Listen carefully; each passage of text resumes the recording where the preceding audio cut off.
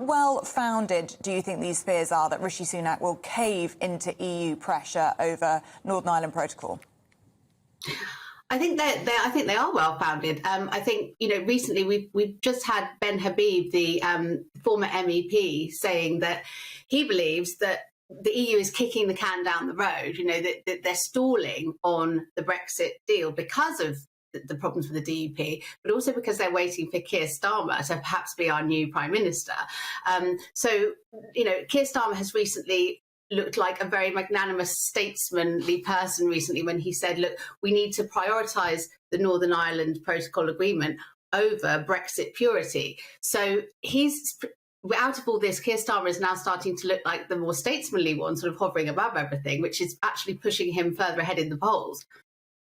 But sure, I mean, how long can you kick the can down the road? If that's true, then how long can you kick the can down the road for? Because there's no functioning executive in Northern Ireland. Things can't get done, budgets can't be passed. It's really affecting the people there. And if this were to go on until a general... That would be a whole year and a half without anyone running Northern Ireland.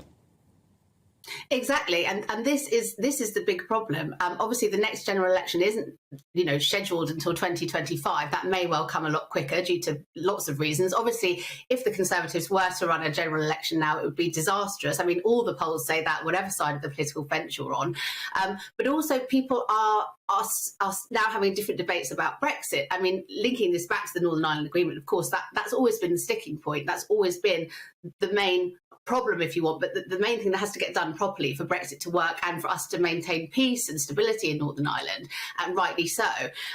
But there was a recent study that asked people how they feel about the EU now and leaving the EU, and 53% in this study said they now think it was wrong to leave the EU, and only 35% saying they think it was the right decision. And so the thing is, if the EU are stalling on this agreement and using this agreement as a stalling tactic in case there's a new Labour government, you can hardly blame them, because the way things are going here, they read the polls, they see the dissatisfaction among the electorate here, and so perhaps using this Northern Ireland Agreement as the continual perpetual sticking point in kicking the can down the road is a kind of valid excuse, if you like, but as you say, it leaves it in chaos in the meantime.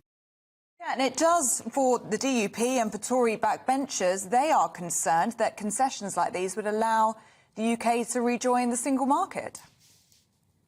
Yes, which of course is a massive problem for those who have voted Brexit and wanted a pure Brexit. And this is the problem. And this is what this recent comment from Ben Habib was saying that, because of this could allow Britain to rejoin the single market if, as we say, the EU are kicking the can down the road and waiting perhaps for a new government. And Keir Starmer's comments recently saying, look, we need to put the Northern Ireland Protocol Agreement way above the Brexit purity.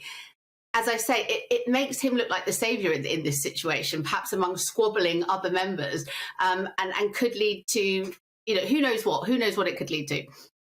But we have to mention, in fact, we can't have a discussion about the Northern Ireland Protocol without mentioning the European Court of Justice, because that's going to be the huge sticking point for the right of the Conservative Party, for the ERG. They simply will not accept the jurisdiction of the ECJ when it comes to resolving disputes with the Northern Ireland Protocol, and that's going to be the nub of resolving the protocol, won't it? Yes, and Rishi Sunak is under... like him or love him or loathe him, he's under immense pressure at the moment from all sorts of organisations, from as you say, the Court of Human Rights.